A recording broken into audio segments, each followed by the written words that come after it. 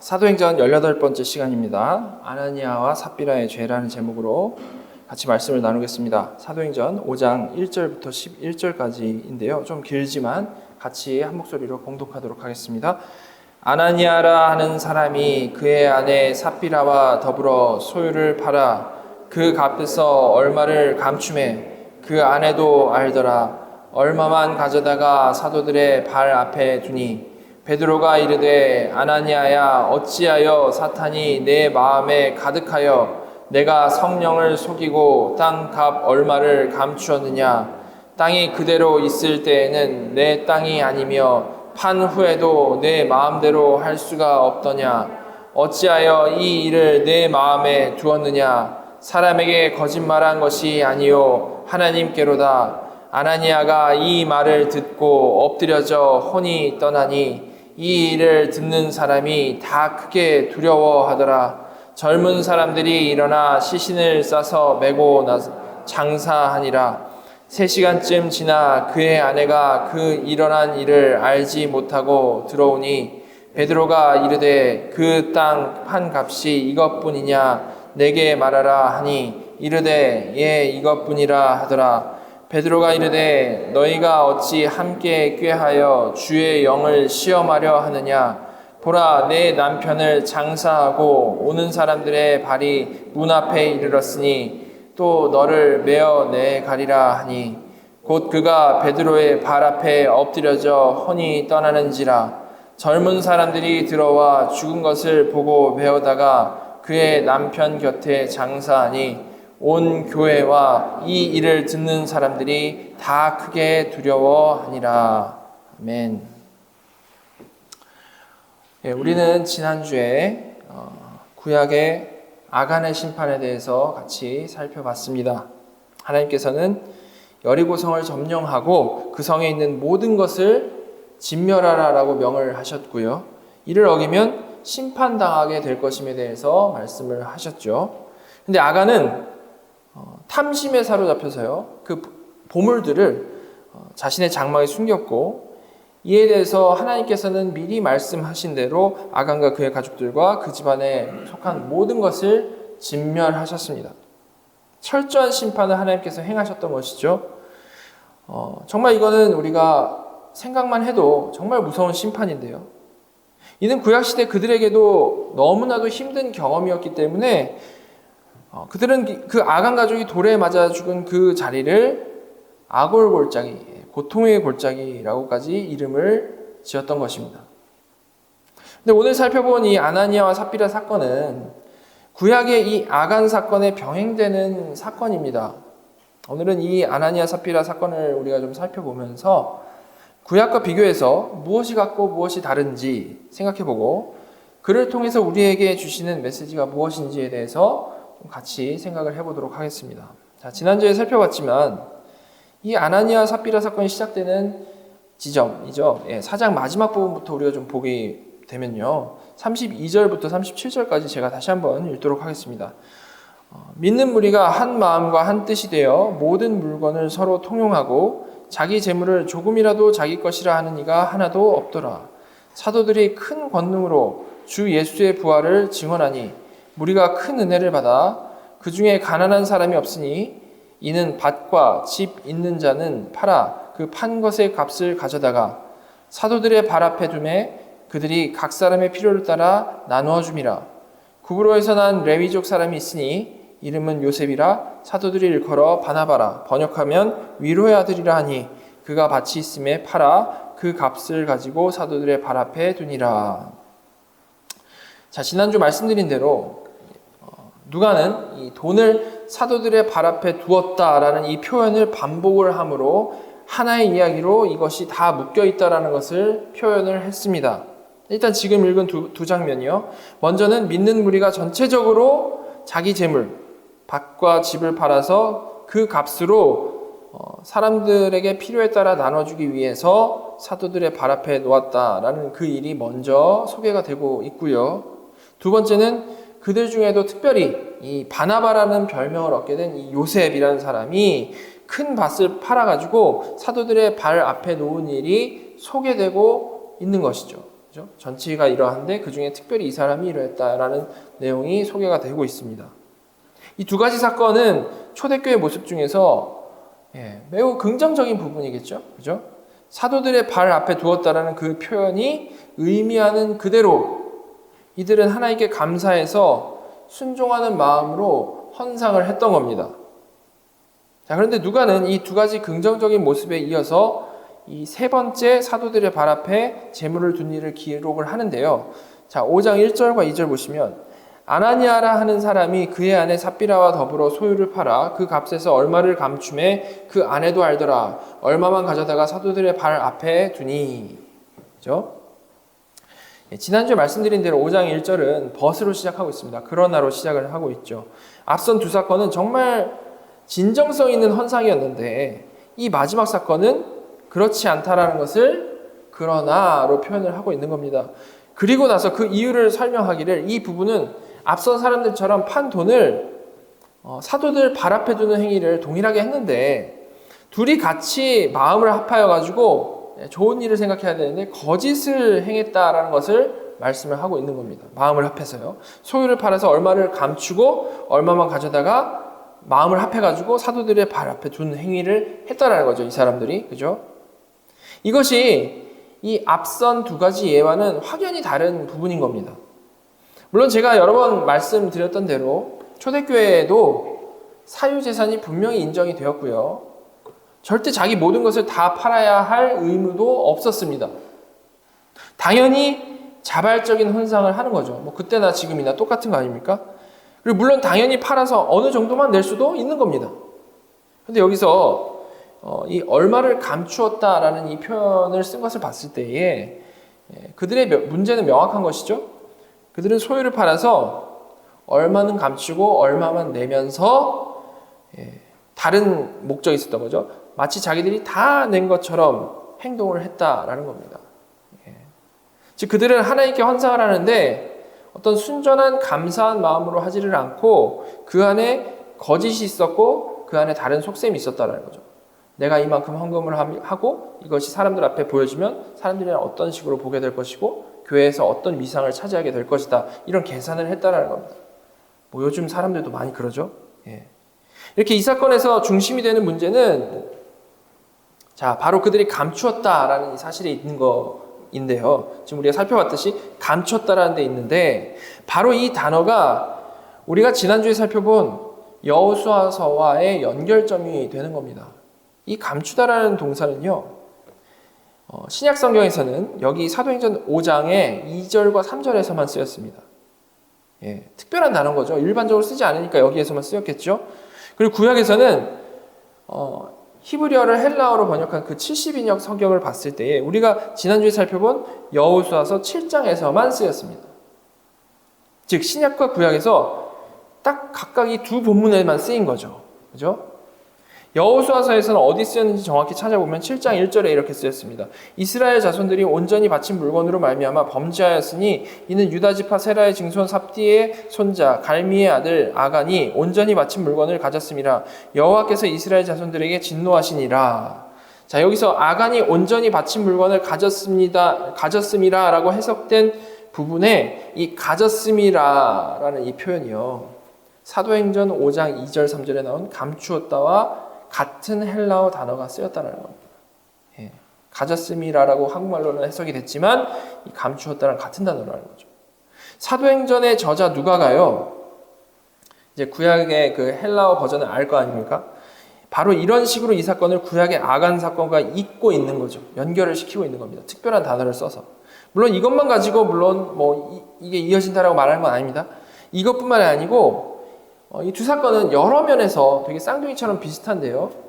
자, 하나하나 좀 짚어보면 일단 두 사건 다 어떤 새로운 시대의 시작점에 있었던 일이라는 점에서 매우 비슷합니다.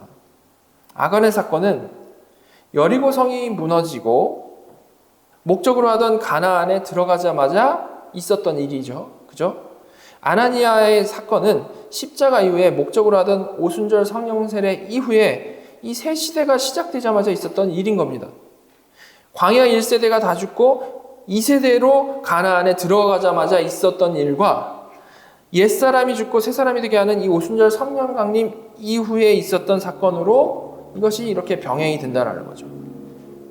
예, 큰 그림을 봤을 때 그 사건이 놓여있는 위치가 병행이 된다는 겁니다. 자, 그리고 사건의 구체적인 순서를 돌아봐도 매우 동일하다는 것을 우리가 알 수 있습니다. 일단 우리가 살펴봤듯이 사도행전에서 이 사건의 처음 묘사는요, 뭐부터 나왔습니까? 믿는 무리, 초대교회 성도들이 믿음의 행동을 잘한 것에서부터 시작이 되었습니다. 그래서 자신의 물건들을 팔아서 사도들의 발 앞에 그 무리가 두었다라는 것부터 먼저 나왔죠. 그죠? 그리고 이어서 바나바라는 모범이 되는 인물에 대한 소개가 이어져서 나왔습니다. 그리고 그를 묘사할 때 어떻게 되어 있었죠? 구브로에서 난 레위족 사람이 있으니 라고 해서 바나바가 이 예루살렘 출신이 아니고 해외 출신이라는 것도 굳이 밝히고 있죠. 그런데 여호수아서도 보시면요, 이 아간 사건 이전에 이런 묘사가 나옵니다. 6장 24절부터 25절 보시면 무리가 그 성과 그 가운데 있는 모든 것을 불로 사르고 은금과 동철 기구는 여호와의 집 곳간에 두었더라. 여호수아가 기생 라합과 그의 아버지의 가족과 그에게 속한 모든 것을 살렸으므로 그가 오늘까지 이스라엘 중에 거주하였으니 이는 여호수아가 여리고를 정탐하려고 보낸 사자들을 숨겼음이었더라. 그죠? 24절에 먼저 여리고성을 점령한 후에 무리가 즉 이스라엘 군사들이 하나님의 명령에 온전히 순종한 내용이 먼저 나오고, 이어서 25절에 그 가운데 모범이 되는 인물인 외국인 가나안 족속 라합의 이야기가 이어지고 있습니다. 패턴이 똑같죠? 성숙한 공동체에 대한 묘사와 모범이 되는 사람의 이야기, 그죠? 그리고 거기에 이어서 사도행전에서는 아나니아의 삽비라 이야기, 여호수아서에서는 아간의 이야기가 나오는 겁니다. 정확히 그 같은 순서로 쓰이고 있는 것을 볼 수 있죠. 그죠? 자, 그리고 말씀드린 대로 구약과 신약에서 오직 이 본문에서만 쓰인 감추다라는 단어, 또 이 사건을 묘사하는 가장 핵심이 되는 이 감추다라는 단어가 이 두 사건의 병행을 더 분명히 말을 해주고 있고, 결국 둘 다 심판당해 죽는 것으로 이야기가 맞춰지는 것도 역시 동일합니다. 자, 이 정도면 이게 충분히 병행 부분이라고 볼 수 있는데요. 그럼 이제 우리는 이렇게 아나니아 삽비라 사건을 병행적으로 기술한 이 누가가 이를 통해서 우리에게 주고자 하는 메시지가 무엇인지를 좀 잘 생각을 해봐야 되는 겁니다. 이 병행적으로 해서 뭘 우리에게 주려는 것인가? 어떤 메시지를 주려는 것인가? 자, 그런 관점으로 사도행전에 이어지는 본문을 좀 하나하나 살펴보겠습니다. 2절에서 아나니아가 마치 다 바친 것처럼 하면서 돈을 감춘 것에 대해 나왔었는데, 이에 대해서 사도 베드로는 이렇게 말합니다. 베드로가 이르되 아나니아야, 어찌하여 사탄이 내 마음에 가득하여 내가 성령을 속이고 땅값 얼마를 감추었느냐. 그죠? 여러분, 우리가 지금까지 살펴본 사도행전의 흐름이 무엇이었습니까? 오순절에 성령 세례를 받은 후에 사도들은 물론이고 그 후 기도를 통해서 초대교회 교인들도요, 역시 모두 성령이 충만해서 복음을 전하고 또한 자기 소유를 팔아서 서로의 필요를 막 채우고 있던 그런 상황이었죠. 그죠? 그때 교회의 상황을 한마디로 하면 성령 충만한 상황이었다라는 겁니다. 성령 충만한 상황. 이 모든 일들이 일어난 것의 핵심이 바로 그 성령 충만이었던 거죠. 근데 베드로가 지금 아나니아를 책망하는 내용을 보시면 뭐라고 되어 있습니까? 아나니아야, 어찌하여 사탄이 내 마음에 가득하여 라고 책망을 하고 있죠. 즉 아나니아 상태는 모두 다 지금 성령 충만해가지고 은혜로운 일들을 하고 있는데, 그 성령 충만이 아니라 완전히 반대로 사탄 충만이었던 겁니다. 악령 충만, 사탄 충만. 우리는 여기서 아주 중요한 사실을 우리가 캐치를 할 수 있는데요. 그것은 아나니아는 분명히 교회에 속하여는 있었지만 성령 세례를 받은 거듭난 성도는 아니었다라는 겁니다. 교회 안에 발을 붙이고 있었지만 정말로 거듭난 성도는 아니었다라는 거죠. 여러분, 우리가 지금까지 살펴본 대로 주님이 승천하시고 나서 주께서는 오순절에 성령을 내려주셨습니다. 그래서 거듭난 성도 모두에게 성령 세례가 임한다라고 했죠. 그죠? 성령 세례는 거듭난 모두에게 임하는 겁니다. 우리는 이 성령 세례에 대해서 여러 차례 나눴는데, 성령 세례의 가장 큰 특징이 뭐라고 했습니까? 성령님의 내주하심이라고 했죠. 내주하심. 그죠? 성령께서 내주하시면서 거듭난 그의 백성을 절대 떠나지 않으신다라는 것이 특징이었습니다. 이것이 신약 성도들이 구약 성도들과 구별되는 아주 특별하고 복된 부분인 것이죠. 주님이 승천하신 이후에 내려진 아주 특별한 복인 겁니다. 성령님이 내주하신다. 그러나 물론 성령 세례 받고도 성령 충만하지 않을 수는 있다라고 했습니다. 그죠? 성령 세례와 성령 충만은 구분이 되는 것이고, 그래서 성령 세례를 받은 성도는 성령 충만을 사모하며 살아야 되는 거죠. 그래서 거듭났고 성령 세례 받은 성도도 이 성령 충만하지 않을 때에는 여전히 죄에 쓰러지면서 살아갈 수가 있는 겁니다. 그죠? 우리가 지금까지 계속 이 얘기 많이 해왔지 않습니까? 자, 그러나 그렇게 성령 세례 받은 성도에게 불가능한 것은 무엇일까요? 불가능한 것.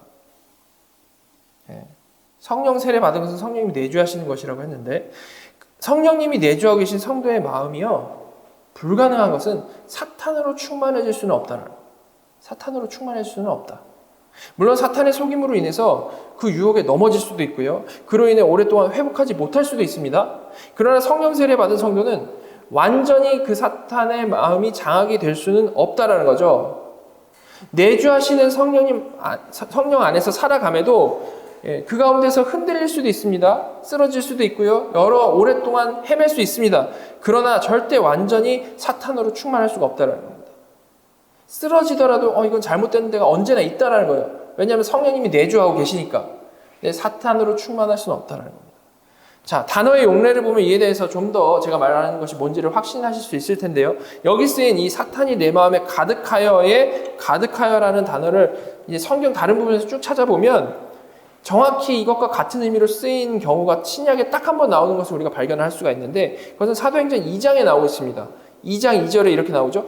호련히 하늘로부터 급하고 강한 바람 같은 소리가 있어 그들이 앉은 온 집에 가득하며. 어떤 상황입니까? 오순절에 성령님이 처음으로 강림하셨던 그 상황이죠.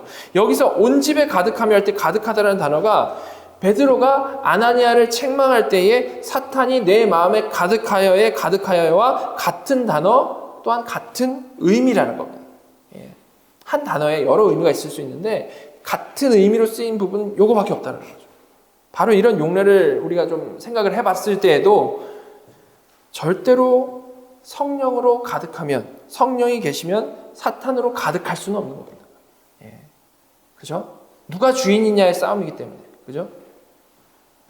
자, 정리하면 성령 세례를 받아 성령님이 내주하고 계신 성도의 마음은요, 다시 말씀드리지만 분명히 흔들릴 수 있고 쓰러질 수 있습니다. 그러나 그 마음이 사탄으로 가득하게 될 수는 없는데, 지금 베드로는 여기서 아나니아의 그런 사탄 충만한 마음을 지적하고 있다는 것이죠. 사도로서. 따라서 지금 이 아나니아의 사건을 이해할 때 성도가 어쩌다 실수한 걸 가지고 베드로가 과하게 책망했구나라고 이렇게 이해를 하면 안 되고요. 거듭나지 않고 성령 세례 받지 못한 자가 교회 안에 들여와가지고 자신의 그 명예욕을 채우기 위해서 행한 것을 사도가 정확히 간파하고 책망한 것이라고 봐야 되는 겁니다. 이것이 이 사건을 이해하는 데 키가 되는 부분인 것이죠. 자, 이어서 4절부터 보시면 베드로가 책망한 좀 더 구체적 내용이 나옵니다. 땅이 그대로 있을 때에는 내 땅이 아니며 판 후에도 내 마음대로 할 수 없더냐? 어찌하여 이 일을 내 마음에 두었느냐? 사람에게 거짓말한 것이 아니요 하나님께로다. 자, 개역개정의 표현이 좀 잘 이해가 안 되는데 세 번역으로 보면 좀 명확합니다. 그 땅은 팔리기 전에도 그대의 것이 아니었어? 또 팔린 후에도 그대 마음대로 할 수 있었던 거 아니었어? 그런데 어찌하여 이런 일들을 할 마음을 먹었어? 그대는 사람을 속인 것이 아니라 하나님을 속인 것이요. 이해가 쉽죠? 그죠? 그들이 바친 땅은 팔리기 전에도 당신, 아나니아의 것이었고, 팔리기 전에도, 팔린 후에도 뭐 마음대로 할 수 있는 것이었는데, 즉 아무도 강제로 돈을 갖다 바치라고 한 적이 없는데 왜 쓸데없이 거짓말을 했느냐? 그건 너가 사람을 속인 게 아니고 하나님을 속인 것이다 라고 분명히 말씀을 하고 있는 것이죠. 자신의 명예와 평판을 얻기 위해 이 사람들 앞에서 신실한 척, 다 바친 척, 연기한 것에 대한 책망을 하시는 겁니다. 그리고 이 말을 듣고 어떤 일이 일어났죠? 5절과 6절. 아나니아가 이 말을 듣고 엎드려져 혼이 떠나니 이 일을 듣는 사람이 다 크게 두려워하더라. 젊은 사람들이 일어나 시신을 싸서 메고 나가 장사하니라. 여러분, 아나니아는요, 조금의 회개할 시간도 없이 기회도 없이 바로 심판당했습니다. 여러분, 이거 얼마나 무서운 상황입니까? 그죠? 너무 무서운 상황입니다. 이 일을 듣는 사람들이 다 크게 두려워할 수밖에 없는 상황이죠. 자, 그런데 지금 이 부분을 통해서도 역시 이 심판이요, 하나님이 그의 자녀들을 향한 징계로서의 심판이 아니고 교회를 혼란스럽게 하는 사탄의 역사를 막으신 하나님의 심판으로 봐야 한다는 것을 좀 더 명확하게 볼 수 있게 해줍니다. 그렇지 않습니까? 우리가 지금까지 성경을 통해서 본 하나님의 성품이 어떠한 것입니까? 하나님께서 우리에게 고난을 허락하시는 것은 그 고난으로 사람들이 고통당하는 것을 즐거워하셔서 허락하신 게 아니고 그의 자녀들이 그 고난, 그 징계를 통해서 자신의 죄악됨을 알고 하나님의 거룩하심을 알고 또한 하나님의 은혜를 알게 하시라는 목적이 언제나 있었죠. 이렇게 하나님이 주시는 고난은 언제나 교육적인 목적이고 또한 살리는 것이 목적인 게 하나님께서 자녀를 다루시는 방식이라는 겁니다. 그게 기본적인 방식이죠. 근데 지금 여기서는 무엇이 읽혀집니까? 마치 악한 자들이 자녀들에 접근해가지고 삶을 망치려는 것을 경계하는 이 부모의 심정과 같이 하나님께서는 가장 신속하게, 가장 확실히 아나니아를 심판하신 것을 우리가 보게 되는 겁니다. 그래서 이를 지켜보던 젊은 사람들은 그 아나니아의 시체, 같은 교회 안의 형제자매가 아니고 교회를 오히려 혼란스럽게 하려 했던 그 사탄 충만했던 자의 시체를 싸서 메고 나가서 급하게 장사한 것이죠. 급하게 장사한 겁니다. 이는 아골골짝이라는 이름까지 지으면서 그 형제자매가 죽임당했던 것을 고통스러워했던 그 상황을 기억했던 그 구약의 상황과는 달리 어떻게 보면 최대한 빨리 이 부정한 자가 심판받는 일을 처리해버렸던 그런 상황인 것이죠.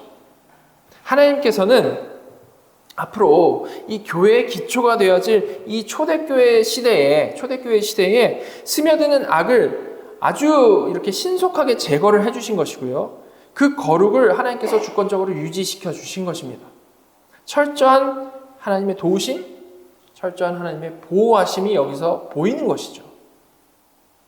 근데 이 일은 말씀드린 대로 심판부터 장사까지 정말 신속하게 이루어졌습니다. 그죠?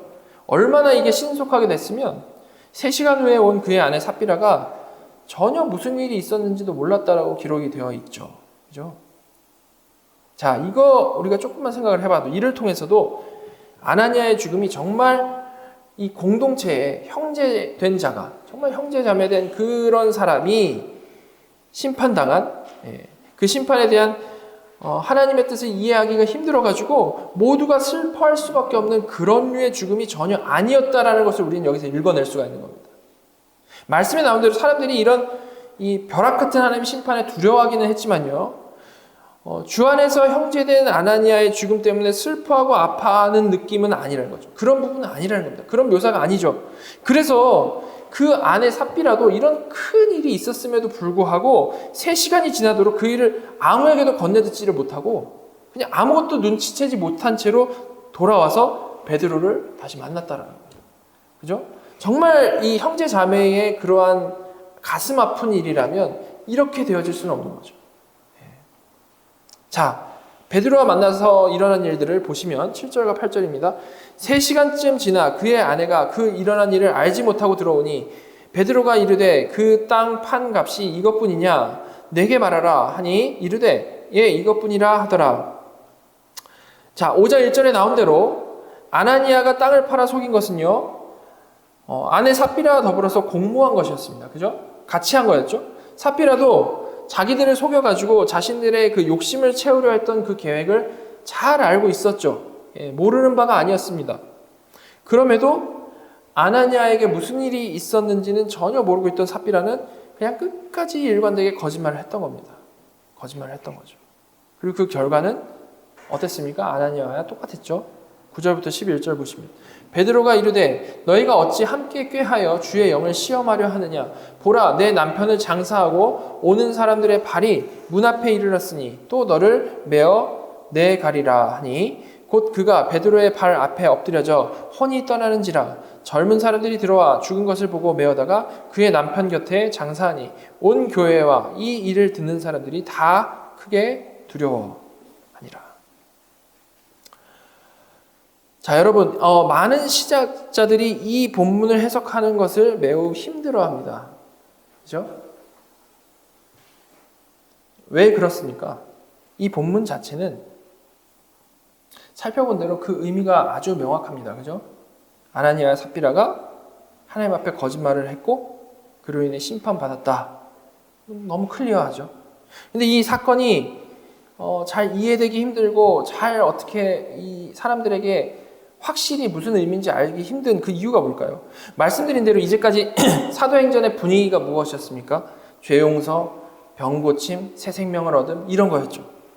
근데 이런 은혜로운 분위기 가운데 갑자기 구약처럼 철저한 하나님의 공의가 이 거짓말한 부부를 단번에 심판한 내용이 갑자기 나온 겁니다.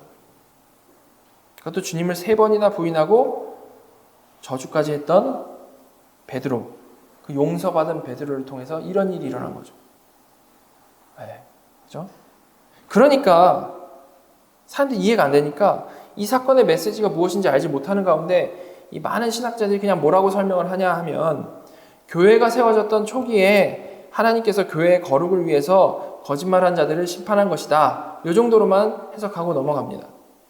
그것이 이 메시지의 핵심이다라고 설명을 하죠. 또 뭐 이상한 얘기도 많습니다. 뭐 이 사건의 의미에 대해서는 얘기를 하지를 않고요. 무슨 얘기를 하냐면 그저 이 아나니아가 죽임당한 것에만 초점을 둬가지고 왜냐하면 베드로가 그럴 사람이 아니거든요. 그러니까 아나니아가 죽임당한 것에만 초점을 둬가지고 어떤 사람은 아나니아가 충격을 받아서 심장마비로 갑자기 죽은 거다. 뭐 이런 걸 써놓은 사람도 있고 당시 또 뭐 쿰란 공동체의 처벌 방식을 반영해가지고 이런 일이 일어난 것이다. 뭐 이런저런 얘기들을 많이 합니다. 이렇게 사람들은 이 본문의 흐름에 맞아 보이지 않는 이 어색해 보이는 사건을 불편해 하는데요. 그것이 이해되게 하기 위해서 여러 가지 합리적으로 생각되는 내용들을 그냥 상상들을 갖다 붙이는 거죠. 그러나 물론 우리가 그냥 듣기에도 되게 그것은 쓸데없는 추측이거나 너무 흐름에 맞지 않아 보이는 결론이고요. 이 사건이 주는 정확한 메시지에 대해서는 정확한 설명이 되지는 않는 것이죠. 계속 용서하고 사랑하는 분위기다가 갑자기 무서워서 심장마비 걸린 사람이 나온다라는 것도 이상하고 갑자기 공동체의 거룩을 위해서 하나님께서 그 막 분위기 좋은 교회의 멤버 중에 한 명을 갑자기 죽여버리신다? 이것도 얼마나 자연스럽지 못한 흐름인 겁니까? 그죠? 저는 여기서 말씀하고자 하는 초점, 주고자 하는 메시지는 그게 아니라고 생각을 합니다. 그게 아니고 제가 지금까지 설명드린 대로 이 아나니아 삽비라 사건을 이해하는 키는 그들이 거듭난 성도가 아니었고 사탄 충만했던 자들이었다는 거죠.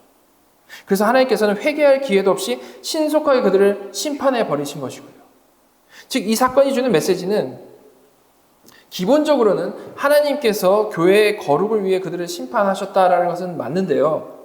그러나 그 전에 분명히 우리가 해야 되는 중요한 내용은 하나님께서 아나니아가 거듭난 성도였음에도 교회의 거룩을 위해서 일반적이지 않게 아주 심하게 심판을 하셨던 것이 아니고 단지 거룩을 위해 본보기로 성도에게 회개할 기회도 주지 않고 그냥 심판해버리신 게 아니고 그들이 근본적으로 성도가 아니었고 사탄 충만해서 사탄의 일을 하고 있던 자들이었다라는 것에 있다는 겁니다. 하나님께서는 그리스도의 피로 사신 교회가 새롭게 시작될 때에 정말 이웃사랑이 정말 그 하나님의 은혜 가운데 나타나고 있던 그 시기에 조용히 들어와서 그 교회를 흐트러뜨리려던 그 사탄의 세력으로부터 교회를 철저히 보호하셨다라는 것이 이 사건의 핵심이라는 것이죠. 마치 에덴 동산이 참 아름다울 때 뱀이 몰래 들어와서 하와를 막 유혹을 하려고 하는데 선악과 따먹기 전에 하나님께서 나타나셔가지고 그냥 뱀의 머리를 밟아버리신 것과 같은 상황이라는 겁니다. 우리는 이 사건을 바로 그런 맥락 안에서 이해를 해야 되는 것이죠.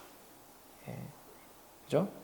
절대 하나님의 자녀임에도 교회에서 거짓말하면 하나님을 속이면 심판받을 수 있다. 조심해라. 너희도 그런 꼴 안 당하려면 헌금 제대로 해라.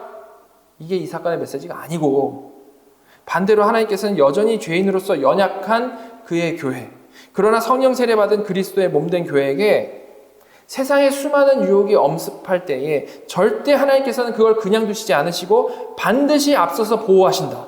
하나님께서 교회를 지키신다라는 데에 이 초점이 있는 것이라는 말입니다.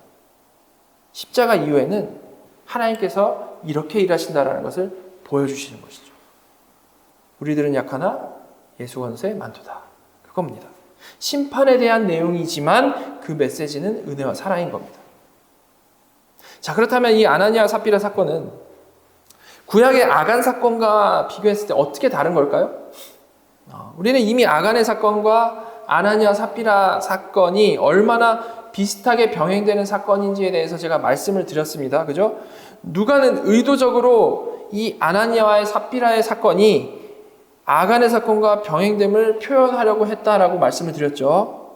자, 근데 중요한 것은, 자, 이제 많이 정리가 되셨겠지만 이 둘이 전하는 메시지의 핵심은 같지가 않다는 겁니다. 다시 말해서 병행됨을 통해서 이 둘을 비교함을 통해서 무언가 주고자 하는 메시지가 있고 그걸 통해서 더 분명히 말하려는 것은 있는 게 사실이지만 병행된다고 해서 둘이 동일한 메시지의 반복이라는 말을 하려는 것은 아니라는 거죠. 자, 한번 좀 잘 생각을 해보도록 하겠습니다. 자, 먼저 구약의 아간 사건은 우리가 지난주에 살펴본 대로 죄의 무서움과 하나님의 변함없으신 공의를 드러내는데 그 초점이 있었습니다.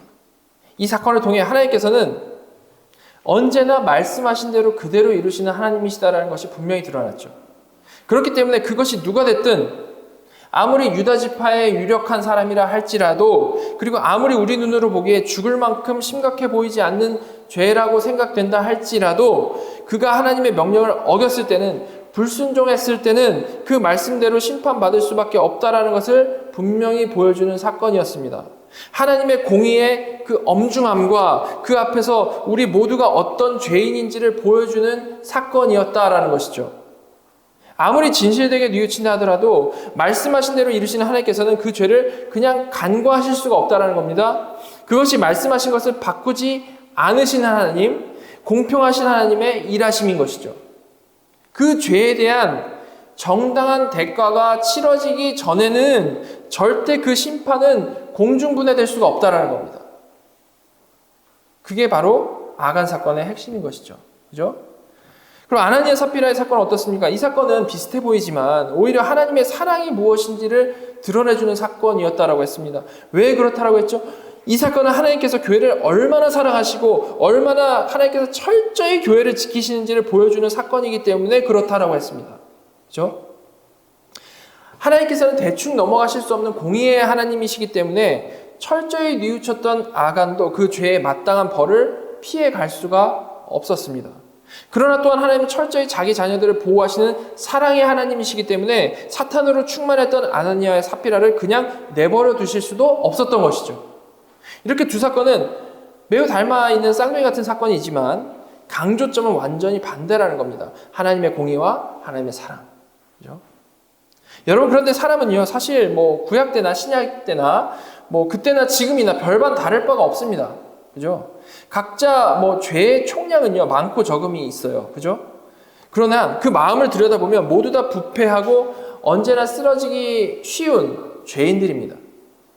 성경이 아간과 아나니아의 삽비라, 심판받은 사람들로서 묘사를 하죠. 그렇지만 사실 그들이 저지른 죄를 좀 잘 생각을 해보면 우리 모두는 전혀 그런 죄에서 자유롭다라고 쉽게 말할 수 없습니다. 그렇지 않습니까? 그죠? 그래서 성경은 이렇게 얘기를 하죠. 야고보서 2장 10절. 누구든지 온 율법을 지키다가 그 하나를 범하면 모두 범한 자가 되나니. 아무리 철저히 율법을 잘 지켜온 사람이라 할지라도 인생 중에 조그만 죄 하나라도 지으면 모두 범한 자나 그게 그거다. 그런 말씀을 하고 있는 겁니다. 그리고 로마서에서 바울은 뭐라고 말씀했습니까? 죄의 삭은 사망이라고 분명히 말씀을 했죠.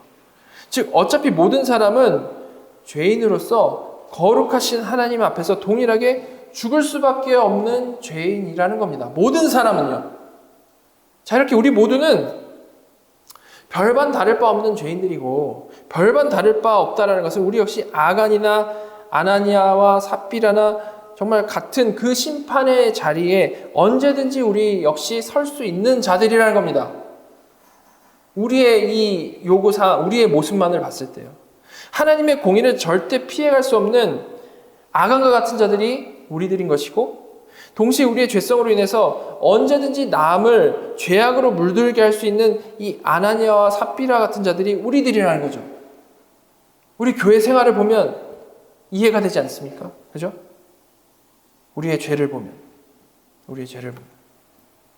자, 그렇게 성경의 근거에서 객관적으로 나를 평가해 보면 우리 모두는 그렇게 나약하고 심판받을 수밖에 없는 죄인들인 것이 너무나도 분명한데요. 중요한 것은 지금 우리는 왜 너무나도 당당하게 나는 아간이나 아나니아와 삽비라 쪽이 아니고 심판받지 않은 이스라엘의 쪽, 그리고 하나님께서 죄로 문들지 않도록 보호해 주시는 교회 쪽에 나는 속해 있다라고 우리는 생각할 수 있는 것입니까? 자, 먼저 우리는 왜 아간이 아니죠? 왜 똑같은 죄인임에도 절대로 대충 넘어가지 않으시는 하나님의 공의 앞에서 심판받지 않는 자로 우리는 왜 살아가고 있는 겁니까? 그것은요, 우리 지난주에도 살펴봤듯이 바로 우리는 거듭난 성도는요, 믿음으로 그리스도와 연합한 존재이기 때문에 그런 것입니다.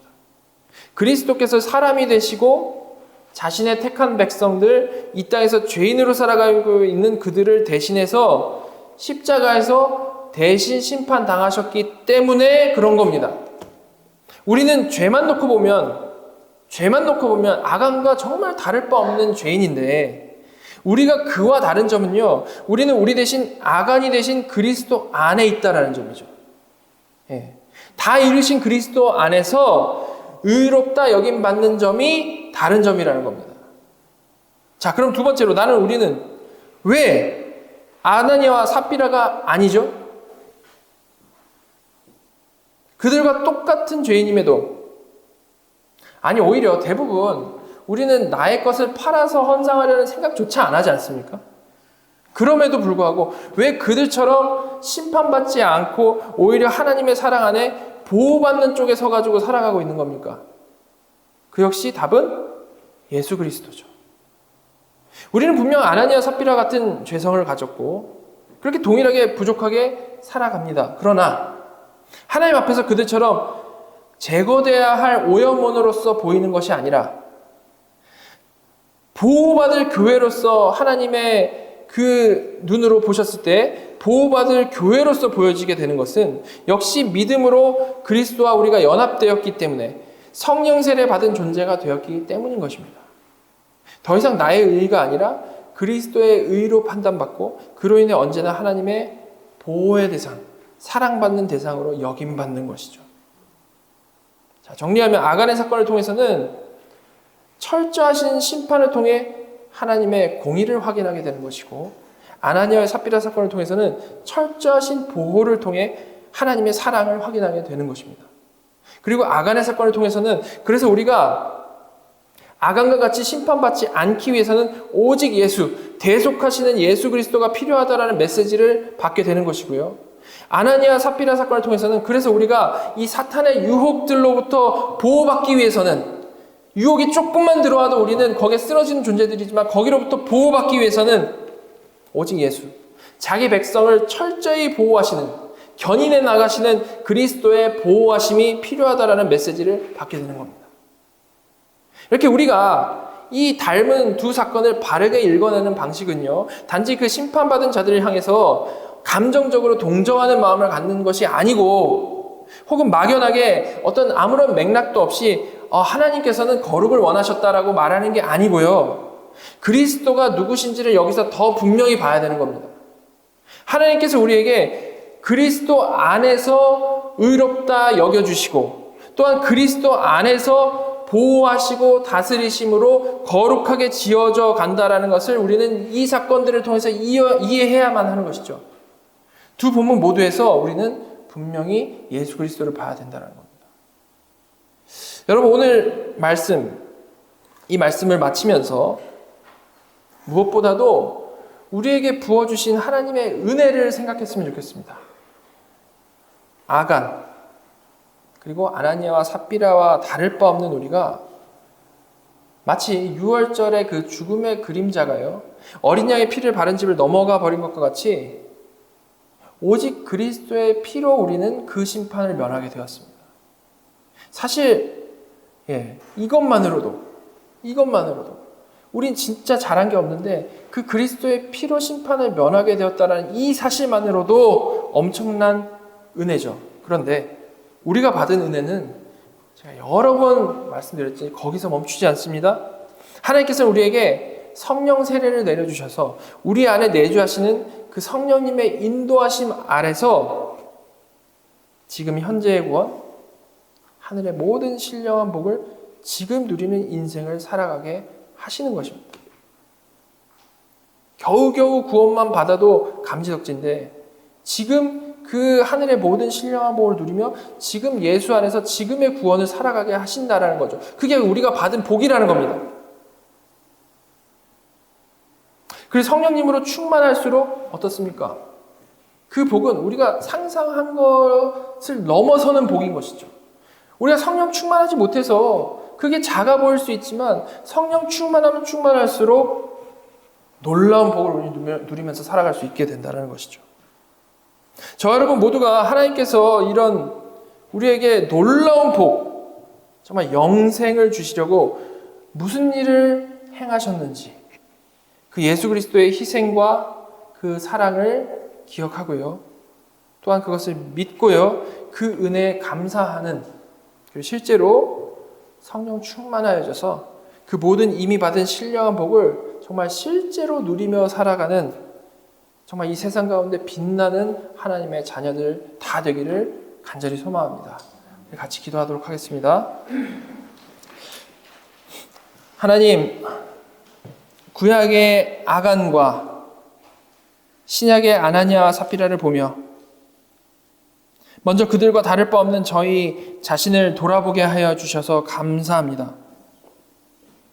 그리고 그렇게 별 수 없는 우리들인데 거기서 끝나는 것이 아니고 나 대신에 아간의 죽음을 죽으신 그리스도, 다시 사셔서 아나니아와 삽비라의 죄로부터 끝까지 보호하시는 그리스도를 우리가 보고 믿게 하여 주셔서 감사합니다. 하나님, 앞으로 살아가는 동안에 저희가 얼마나 연약한 자들인지, 그런데 그럼에도 불구하고 어떤 구원을 받았는지 잊지 않게 하여 주시고 날이 갈수록 이런 복을, 이런 은혜를 누릴 수 있게 하신 그리스도의 그 희생과 사랑과 보호하심을 믿고 기뻐하고 누리며 찬양하며 살아가게 인도하여 주시옵소서. 정말로 살아계셔서 지금 우리의 예배를 받고 계시는 우리 구주 예수 그리스도의 이름으로 감사하며 기도합니다.